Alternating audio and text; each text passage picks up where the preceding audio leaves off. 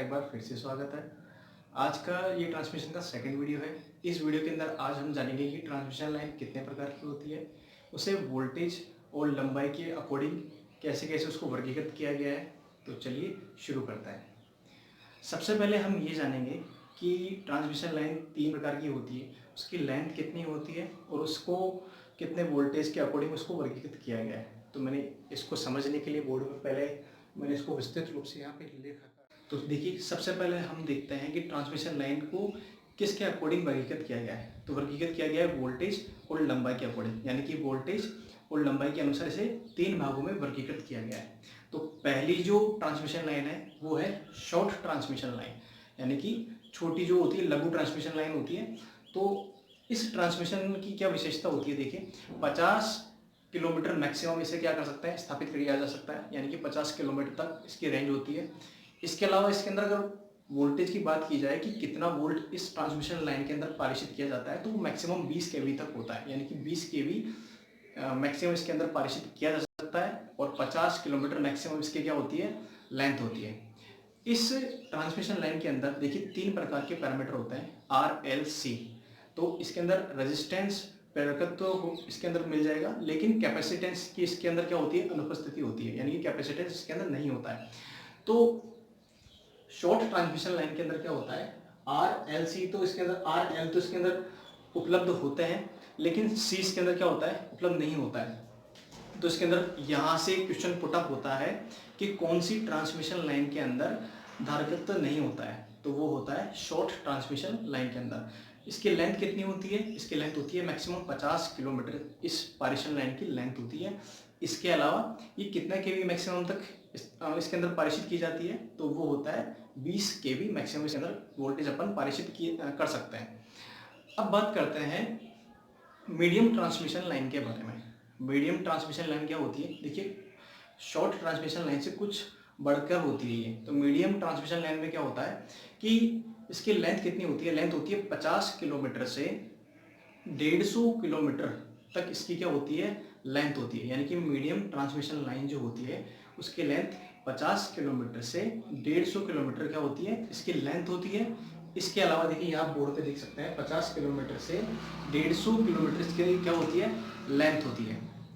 इसके अलावा अगर इसके अंदर कितना वोल्टेज पारित किया जाता है उसकी बात कर ली जाए, तो देखिए मैक्सिमम इसके अंदर क्या किया जाता है, 20 केवी से मैक्सिमम कितना हो गया, 100 केवी तक इसके अंदर वोल्टेज पारित की जा सकती है। यानी कि 20 केवी से 100 केवी तक वोल्टेज इसके अंदर स्थापित की जाती है। इसके अलावा इसके पैरामीटर्स की बात कर लें तो देखिए मीडियम और लॉन्ग, आगे अपन लॉन्ग के बारे में पढ़ेंगे।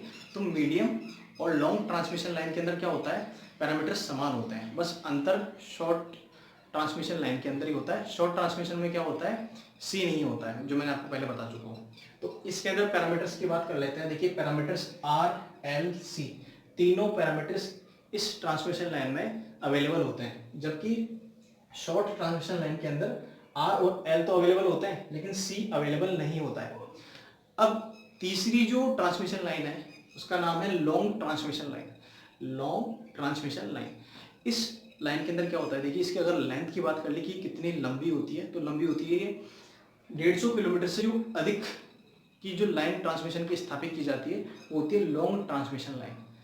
150 किलोमीटर से अधिक की जो लाइन स्थापित की जाती है तो वो हो गई लॉन्ग ट्रांसमिशन लाइन। इसके अंदर क्या होता है, देखिए कितना किलो वोल्ट इसके अंदर पारित किया जाता है इस लाइन के माध्यम से, तो 100 केवी से अधिक, 100 केवी से अधिक वोल्टेज की जो सप्लाई है इस ट्रांसमिशन लाइन के माध्यम से पारित की जाती है। अगर इसके अंदर पैरामीटर्स की बात करें तो पैरामीटर्स तीनों होते हैं, आर एल और सी। आर एल सी तीनों पैरामीटर्स इस ट्रांसमिशन लाइन के अंदर अवेलेबल होते हैं। देखिए मीडियम और लॉन्ग ट्रांसमिशन लाइन के अंदर पैरामीटर्स समान होते हैं, जबकि शॉर्ट ट्रांसमिशन लाइन के अंदर क्या होता है, पैरामीटर्स समान नहीं होते, उसके अंदर सी अनुपस्थित होता है।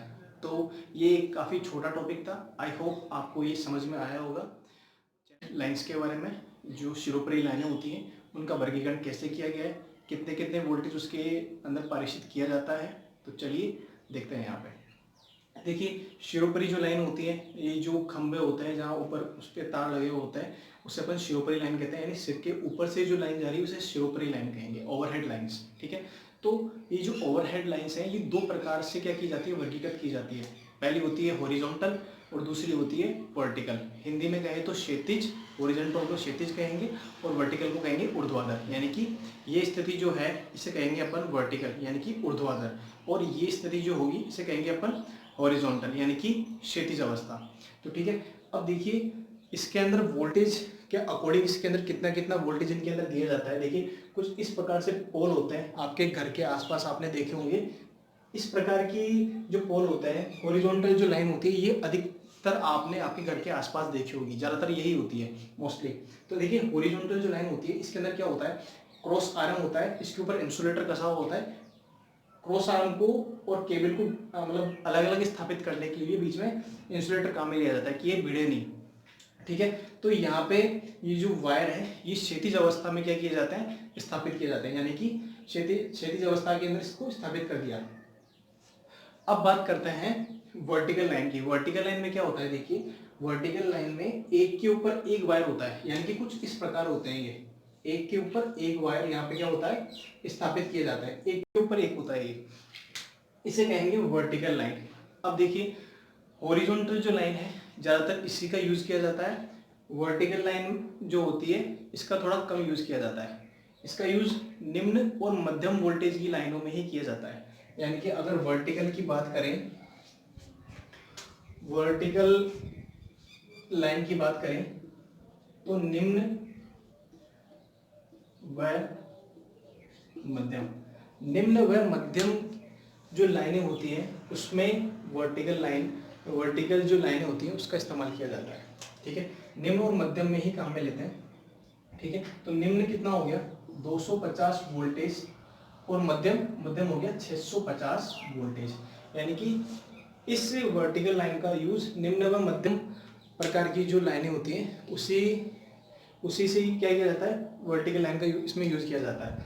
अब हॉरिजॉन्टल लाइन की बात कर लेते हैं। सबसे ज्यादा इसी का इस्तेमाल किया जाता है। इसे कहाँ का किया जाता है, निम्न मध्यम उच्च अति उच्च। यानी कि हॉरिजॉन्टल जो लाइन होती है उसमें निम्न मध्यम उच्च व अति उच्च वोल्टेज को क्या किया जाता है, परिचित किया जाता है। तो यहाँ पे देखिए निम्न वोल्टेज कितना हो गया, निम्न वोल्टेज हो गया 250 वोल्ट। निम्न वोल्ट कितना हो गया 250 वोल्ट। मध्यम वोल्टेज कितना होता है 650 वोल्ट। 650 वोल्टेज मध्यम वोल्टेज। उच्च और अति उच्च, उच्च के अंदर आप मान लीजिए 33 केवी और अति उच्च के अंदर हो जाएगा 33 केवी से क्या हो गया, 33 केवी से अधिक में क्या आ जाएगा, अति उच्च आ जाएगा। तो ज़्यादातर आपने देखा होगा कि जो ये पिलर्स आपने देखे होंगे, पिलर्स के अंदर अधिकतर हॉरिजॉन्टल लाइन को ही ज़्यादा क्या दिया जाता है, प्राथमिकता दी जाती है। देखिए इसके पीछे एक रीज़न भी है कि अगर जैसे मान लीजिए वर्टिकल लाइन अगर अपन इससे बिछाते हैं खंभों पे, तो उस कंडीशन में क्या होगा, जैसे मान लीजिए अगर एक वायर टूट जाता है ऊपर का, तो नीचे क्या होता है, शॉर्ट होने की पूरी क्या होती है, सिचुएशन क्रिएट होती है वहाँ पे। तो वहाँ पे और जो लाइन है वो भी क्या हो जाती है, शॉर्ट हो सकती है, पूरी लाइन क्या हो सकती है वहाँ पे शॉर्ट हो जाएगी। तो इस कंडीशन से बेटर कौन सी कंडीशन होती है, हॉरिजॉन्टल लाइन होती है, क्योंकि एक दूसरे से क्या होती है, ये क्षैतिज अवस्था में क्या की जाती है, स्थापित की जाती है। जबकि जो वर्टिकल लाइन होती है, वर्टिकल लाइन ऊपर एक दूसरे के ऊपर यहाँ पे क्या किया जाता है, तार स्थापित किया जाता है। तो ये कुछ क्षैतिज लाइन की फोटो मैंने आपको यहाँ पे शो कर दी है। देखिए आप यहाँ से समझ सकते हैं कि कुछ इस प्रकार ये क्षैतिज लाइन होती है। देखिए पोल है, पोल के साथ में यहाँ पे क्रॉस आर्म जुड़ा हुआ है, क्रॉस आर्म के ऊपर इंसुलेटर लगे हुए हैं और यहाँ पे वायर जो है, ये वायर क्षैतिज अवस्था में एक दूसरे पे यहाँ पे लगे हुए हैं। तो ये जो सिचुएशन है, ये जो फोटो है, ये क्षैतिज लाइन की फोटो है। तो आई होप कि आपको ये समझ में आ रहा होगा। देखिए इसमें क्या हो रहा है, पोल की सहायता से यहाँ पे ये जो पोल है, खंबे पे क्रॉस आर्म लगे हुए हैं, क्रॉस आर्म के ऊपर इंसुलेटर लगे हुए हैं और इंसुलेटर के ऊपर देखिए वायर जो है, ये वायर आपको यहाँ पे दिखाई दे रहे हैं। तो ये है क्षैतिज लाइन का एक प्रकार है। तो ये आप डायग्राम देख लीजिए। तो ये फोटो आपके सामने आ चुकी है यहाँ पे। तो देखिए ये है ऊर्ध्वाधर लाइन। ऊर्ध्वाधर लाइन में क्या होता है कि देखिए पोल है, पोल के साथ में क्रॉस आर्म लगे हुए हैं, यहाँ पे क्रॉस आर्म के ऊपर इंसुलेटर है, इंसुलेटर के ऊपर यहाँ पे देखिए वायर लगा हुआ है, एक के ऊपर एक लगे हुए हैं। पहले क्या हो रहा था, क्षैतिज के अंदर क्या होते हैं, क्षैतिज के अंदर क्षैतिज अवस्था में लगे हुए थे, लेकिन यहाँ पे एक के ऊपर एक वायर लगा हुआ है। तो ये जो है ये ऊर्ध्वाधर लाइन का प्रकार है। इसके अंदर क्या होता है, एक के ऊपर एक वायर स्थापित किया जाता है। तो डायग्राम में आप देखिए, एक के ऊपर क्या हो रहा है, एक वायर यहाँ पे स्थापित है। तो ये कौन सी प्रकार का ये लाइन हो गई, ये हो गई ऊर्ध्वाधर प्रकार की लाइन। तो आई होप कि आपको ये समझ में आया होगा। तो आज के लिए इतना ही। चैनल को लाइक कीजिए, शेयर कीजिए, सब्सक्राइब